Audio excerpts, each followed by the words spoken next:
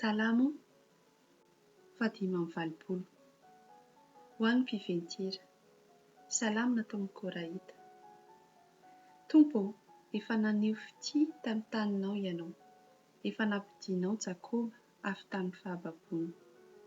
Voaisotrao ny heloky ny olonao. Voasarinao ny fahotany rehetra.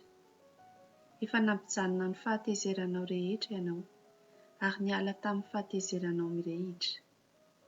Miverena aminay ry Andriamanitra ny famonjenanay io, ary ampitsahary ny fahatezeranao aminay. Ho tesitra aminay mandrakizay va ianao? Ampahiretinao hahatratra ny taranaka faramandimy va ny fahatezeranao? Tsy ho velominao indray va izahay mba hifalian'ny olonao aminao? Asehoanay ny famindraponao, Tompo, ka omeo anay ny famonjenao. Iaino izay ho lazain'ny Tompo Andriamanitra ao, fa hilaza fiadanana amin'ny olona izy, dia amin'ny olona masina.